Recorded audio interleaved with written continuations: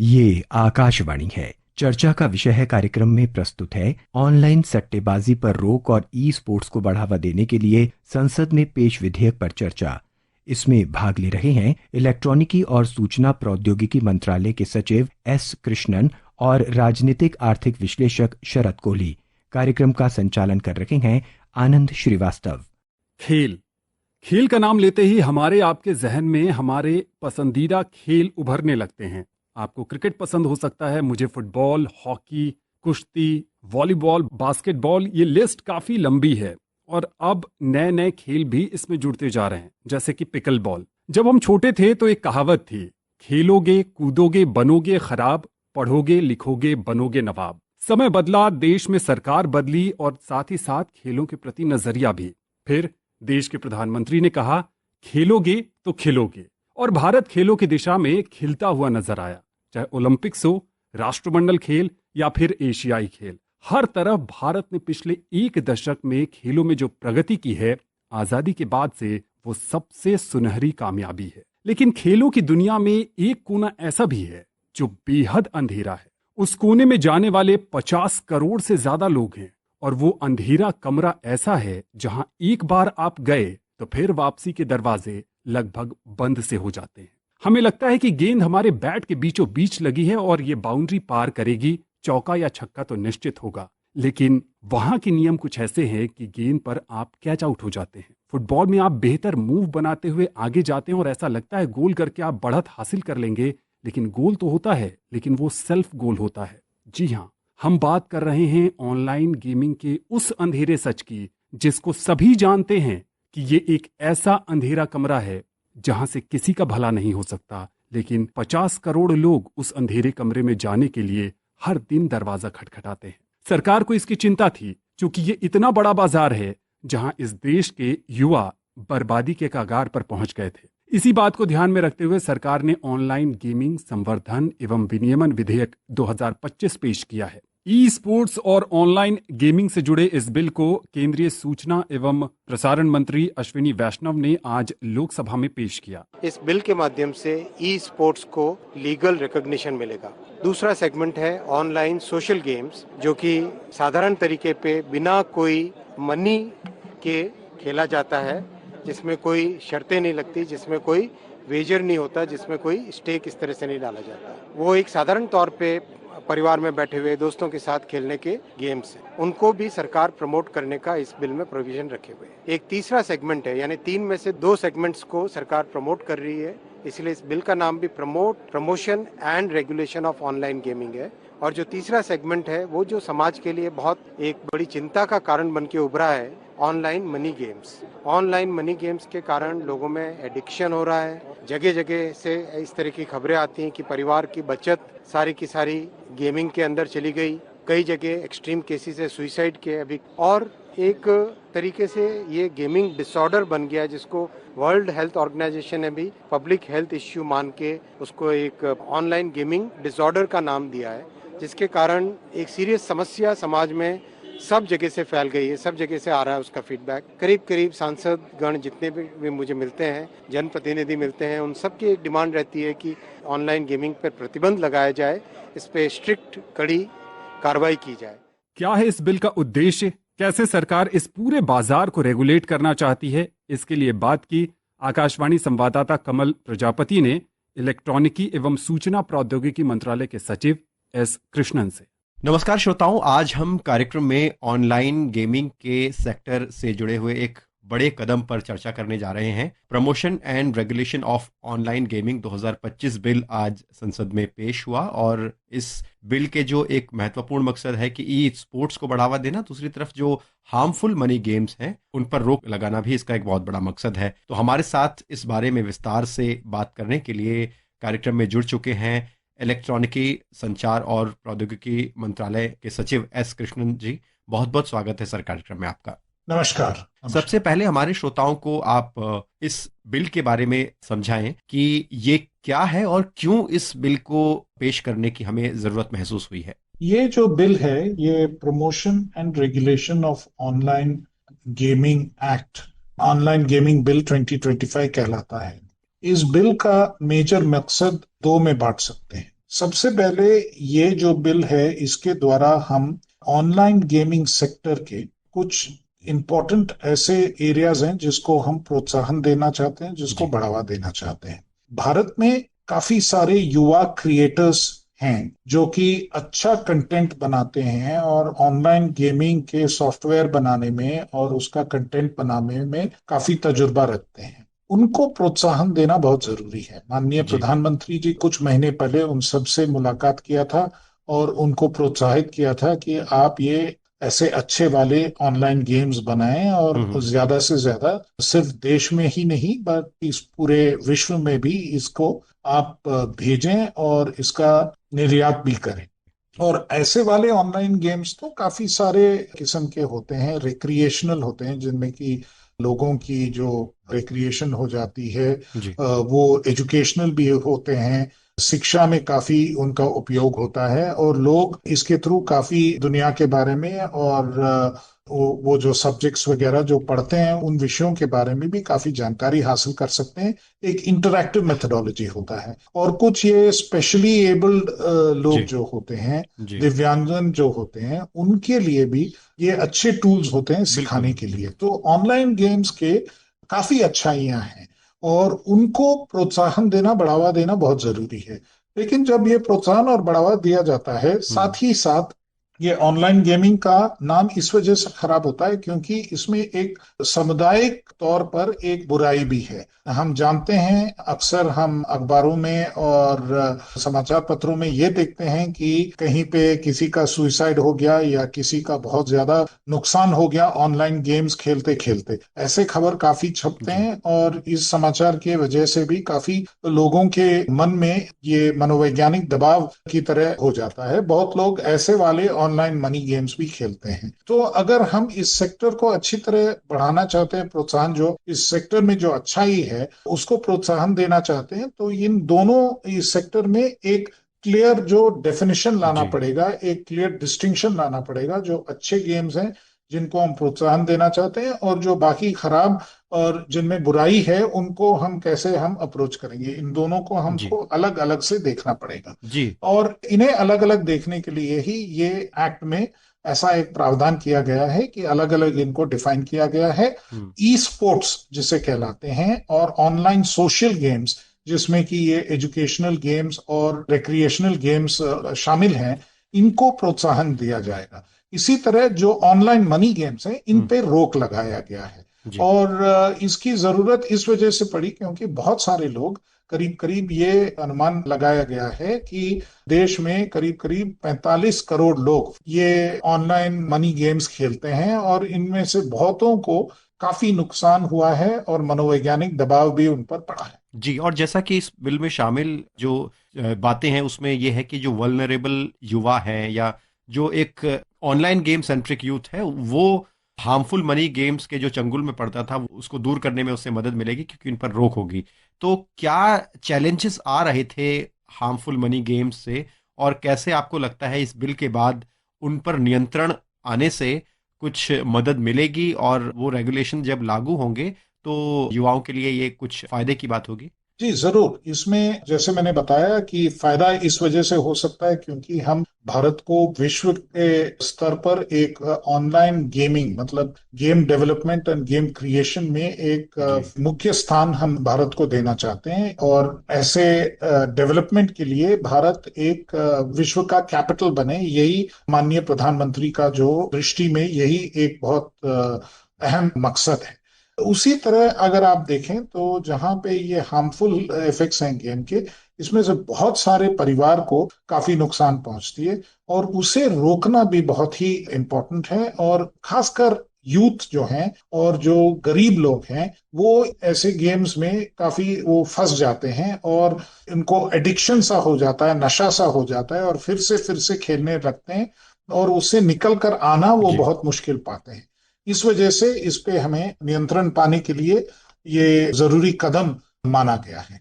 जी। ये बिल पूरे देश भर में एक यूनिफॉर्म लीगल फ्रेमवर्क स्टेटस रखेगा। तो इसके बारे में भी थोड़ा सा हमारे श्रोताओं को बताएं कि ई स्पोर्ट्स और हार्मफुल मनी गेम्स को लेकर ये यूनिफॉर्म लीगल स्टेटस क्यों जरूरी था? देखिए, काफी स्टेट्स ने, मतलब बहुत सारे राज्यों ने ऑनलाइन मनी गेम्स पर रोक लगाने की प्रयत्न किया था, और उन्होंने अपने अपने स्टेट्स में कानून बनाने की कोशिश की थी। और ये कानूनें जो हैं बहुत सारे स्टेट्स में लीगल चैलेंज में आ गई, क्योंकि काफी सारे ऑनलाइन गेम्स में ये बताया गया है कि जहां तक राज्य का संबंध है, उनके पावर्स में संविधान के अंतर्गत सेवेंथ शेड्यूल में, सातवां जो शेड्यूल है उसके अंतर्गत लिस्ट टू, जो स्टेट्स का लिस्ट होता है, उसमें ये लिखा गया है कि वो जो प्रोविजन है वो बेटिंग एंड गैम्बलिंग पे राज्यों का अधिकार है, उस पर वो अपना कानून बना सकते हैं। लेकिन इन गेम्स का कहना था कि हम गेम ऑफ चांस नहीं है, मतलब हम बेटिंग और गैम्बलिंग के अंतर्गत, जुआ के अंतर्गत नहीं आते हैं। हमें खेलने के लिए कुछ तजुर्बा चाहिए, कुछ स्किल चाहिए। अतः वो बहुत स्टेट्स में ऐसे जो लॉज बनाए गए वो सक्सीड नहीं हो पाए। वैसे देखे तो बहुत सारे ये गेम्स जो हैं एक मिक्सचर और स्किल और चांस दोनों रहती हैं, मतलब हम्म। उसमें कुछ तजुर्बा भी चाहिए और कुछ गुड लक भी चाहिए, दोनों चीज उसमें मिली हुई होती है। और इस पर अगर हमें एक कानून लाना पड़ेगा, वो भारत सरकार ही ला पाएगी, ये एक निर्णय लिया गया। जी। दूसरा निर्णय ये, दूसरा एक इसका दृष्टिकोण ये था कि जब ऑनलाइन कोई सर्विस होता है, वो ऑनलाइन सर्विस सिर्फ एक स्टेट के अंदर, एक राज्य के अंदर नहीं रहता है, वो अलग अलग राज्यों में जाता है, एक राज्य से दूसरे राज्य में जाता है, और देश के बाहर भी जा सकता है और देश के बाहर से अंदर भी आ सकता है, क्रॉस बॉर्डर भी हो सकता है। हम्म। ऐसे हम देखने जाएं तो उसके कंट्रोल के पावर्स जो है भारत सरकार के पास है, ना ही स्टेट गवर्नमेंट के पास। उस हिसाब से हम देखें तो भारत सरकार को ही इस पर कानून लाने का अधिकार बनता है, और उस हिसाब से ये कानून भारत सरकार ने लाया है। जी। इस बिल के जरिए फाइनेंशियल ट्रांजैक्शन की ट्रांसपेरेंसी और सिक्योरिटी इंश्योर करने की भी बात कही गई है। तो ऑनलाइन गेमिंग को लेकर जो ये फाइनेंशियल सिक्योरिटी और ट्रांसपेरेंसी है, इससे कैसे हमारे फाइनेंशियल सिस्टम में सिक्योरिटी को इंश्योर किया जाएगा, इस बारे में भी थोड़ा बताएं।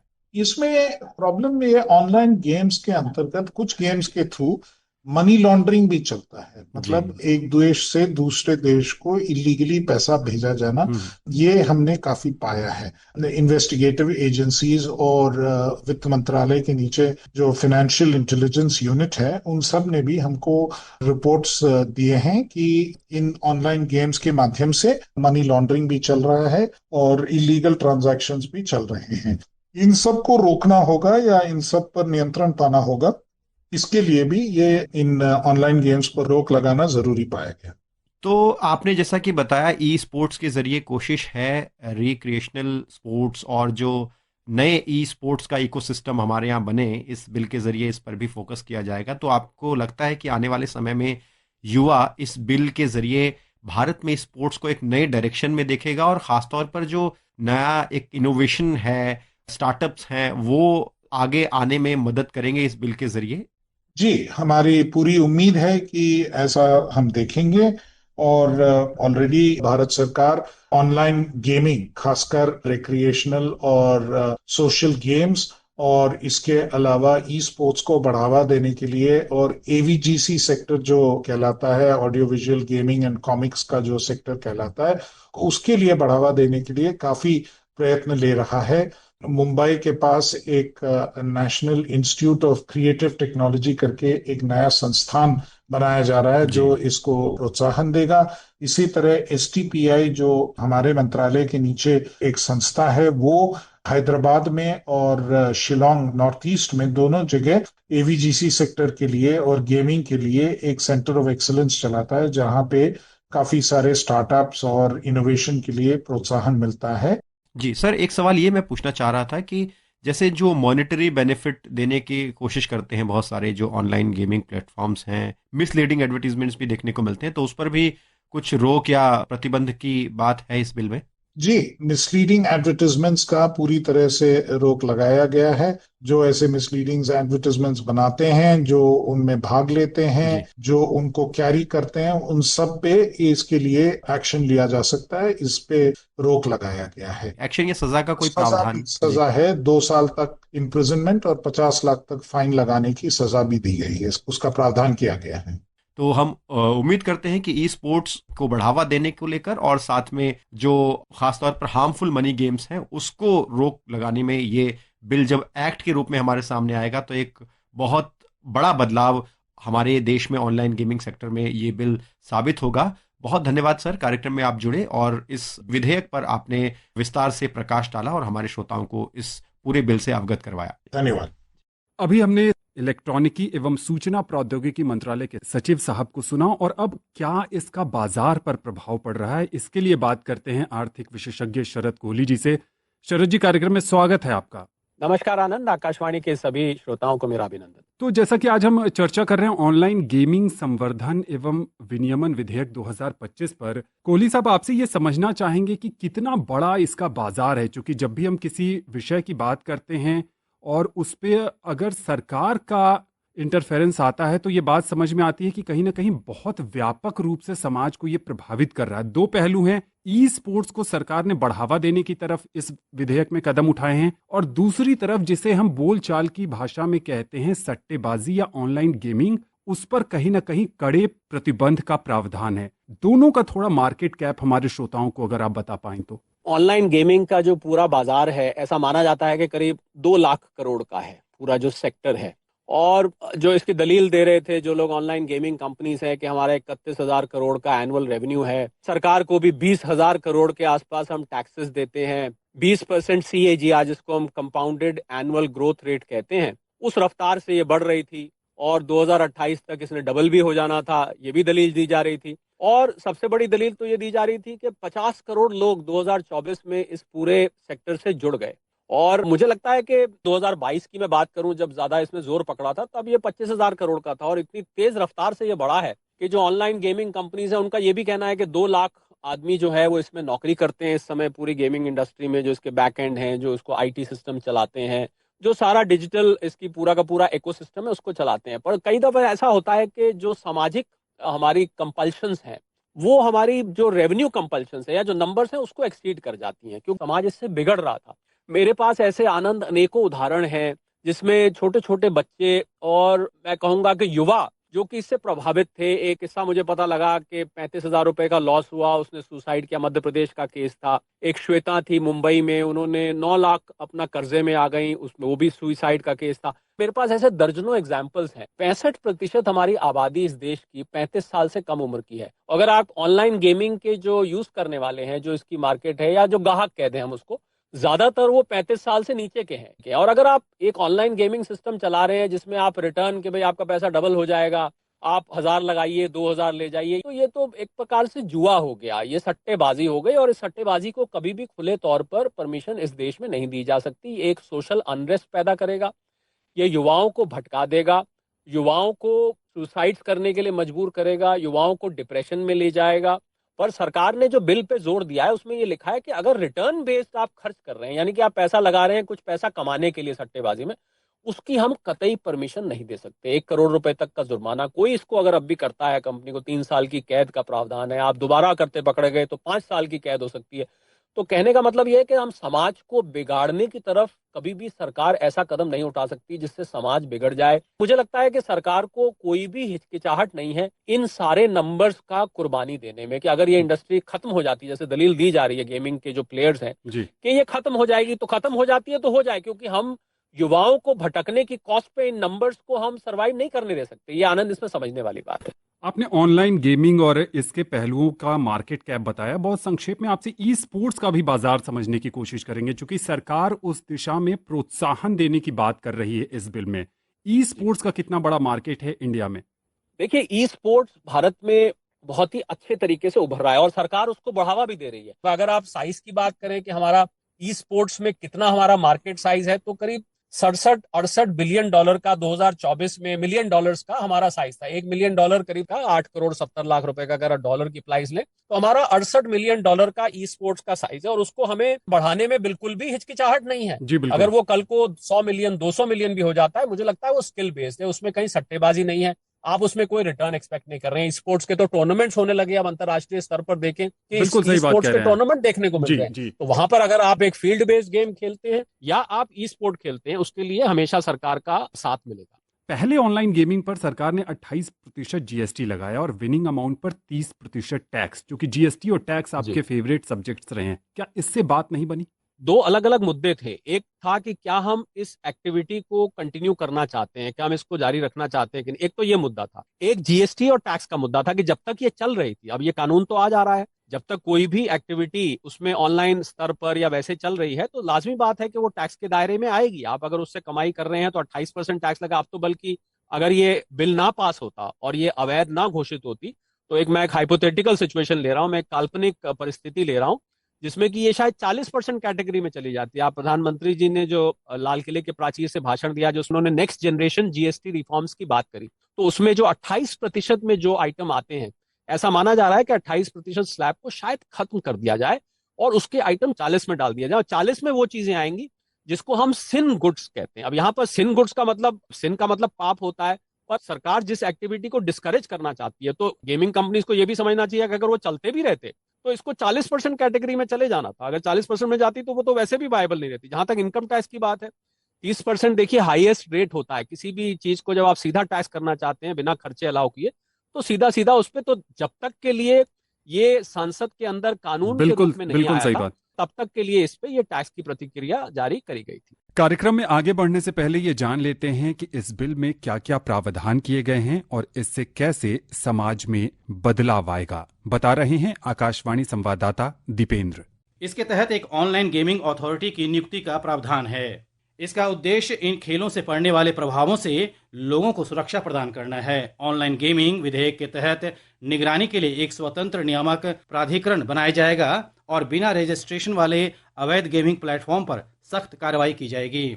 इस बिल में अधिकारियों को संपत्ति जब्त करने का भी अधिकार होगा। यह विधेयक देश की सुरक्षा और संप्रभुता और वित्तीय प्रणाली की अखंडता को सुनिश्चित करेगा।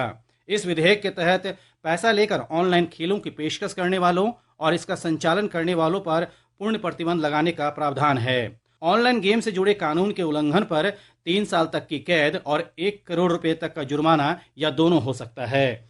अगर कोई इस कानून का दोबारा उल्लंघन करता है तो 3 से 5 साल तक की कैद और 2 करोड़ रुपए तक का जुर्माना हो सकता है। यह विधेयक देश के युवाओं को online real money gaming apps जैसे कि पोकर और रमी जैसे प्रलोभन वाले गेम से बचाएगा, जो उन्हें पैसों का लालच देकर फंसाने का काम करते हैं।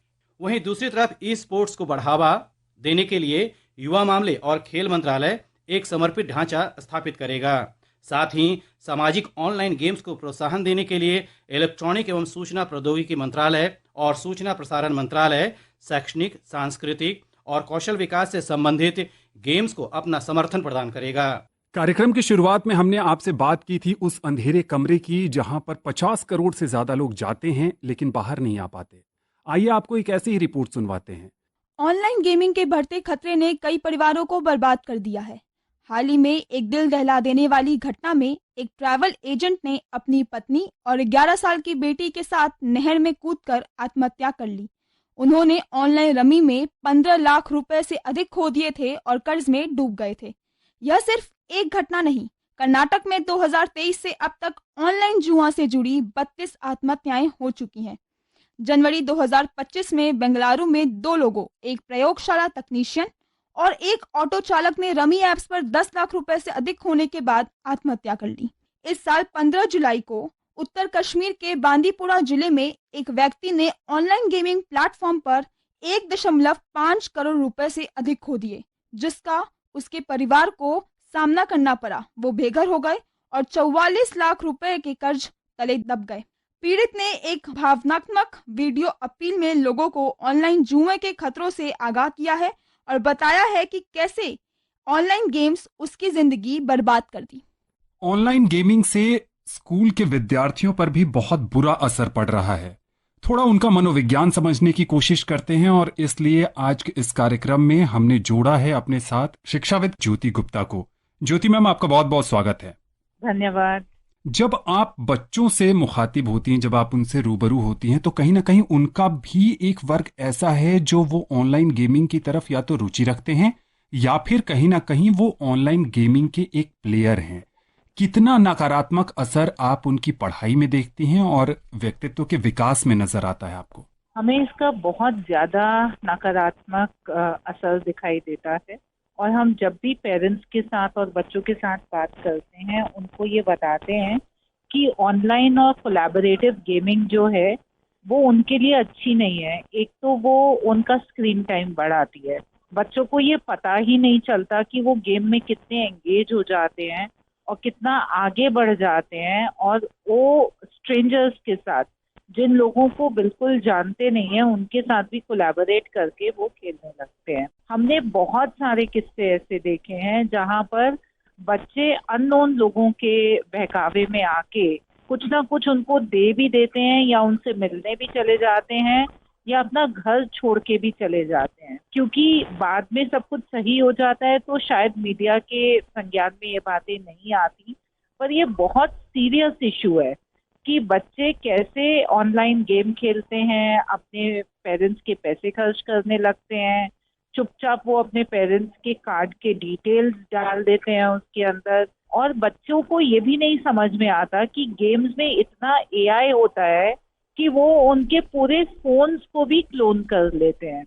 इसके अलावा कोई भी गेम बच्चे खेलते हैं तो वहाँ पे एडवर्टाइजमेंट्स आते हैं, और हर तरह का एडवर्टाइजमेंट आता है। बच्चा कोई भी उम्र का हो, अगर वो एक दफा ऑनलाइन जाके अपनी पहचान बना के और वहाँ पे खेलना शुरू कर देता है, तो इतने एडवर्टाइजमेंट्स आते हैं जिसमें कि एडल्ट एडवर्टाइजमेंट्स भी होते हैं।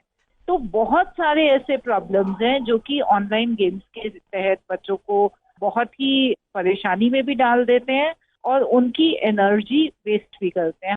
समस्या काफी गंभीर है और इसी समस्या के समाधान के लिए सरकार ने लोकसभा में ये विधेयक पेश किया है। जब हम समाधान की बात करते हैं तो बच्चे अपने जीवन का बहुत बड़ा समय स्कूल में बिताते हैं। इस दिशा में ऑनलाइन गेमिंग में बच्चे न फंसें, या जो बच्चे उस दलदल में चले गए हैं और जो अपना जीवन कहीं ना कहीं बर्बाद कर रहे हैं, उनको वहां से निकालने के लिए या फिर उनको मेंटल रूप से टफ बनाने के लिए कि वो गलत रास्ता है उधर नहीं जाने के लिए, क्या विद्यालय में किसी तरह के खास सेगमेंट की शुरुआत की गई है, या फिर बीच बीच में आप कोई मेंटल ट्रेनर को बुलाकर उनको बूस्टअप करती हैं? कुछ इस तरह की भी योजना चल रही है विद्यालयों में?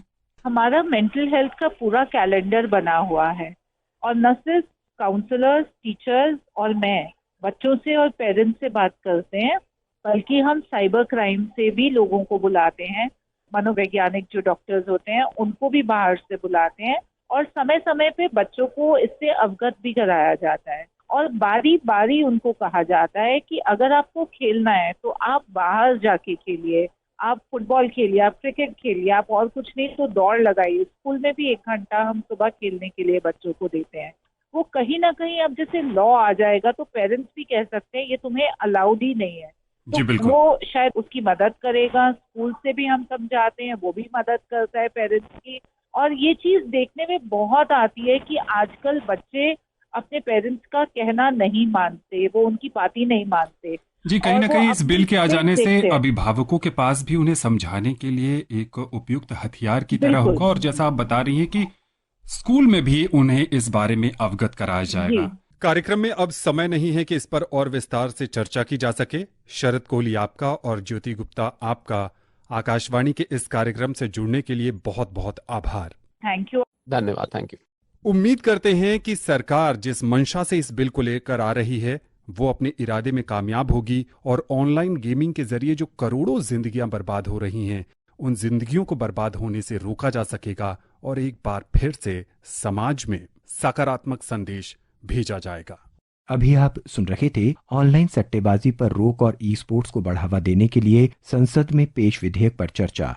इसमें भाग ले रहे थे इलेक्ट्रॉनिकी और सूचना प्रौद्योगिकी मंत्रालय के सचिव एस कृष्णन और राजनीतिक आर्थिक विश्लेषक शरद कोहली। कार्यक्रम का संचालन कर रहे थे आनंद श्रीवास्तव। ये कार्यक्रम आकाशवाणी के समाचार सेवा प्रभाग द्वारा प्रस्तुत किया गया। इसे आप हमारे mobile app news on AIR और YouTube channel news on AIR official पर भी सुन सकते हैं। इस कार्यक्रम के संबंध में अपनी प्रतिक्रिया आप हमें ईमेल या व्हाट्सएप के माध्यम से भेज सकते हैं। ईमेल का पता है airnsttalks@gmail.com और व्हाट्सएप नंबर है 9289094044।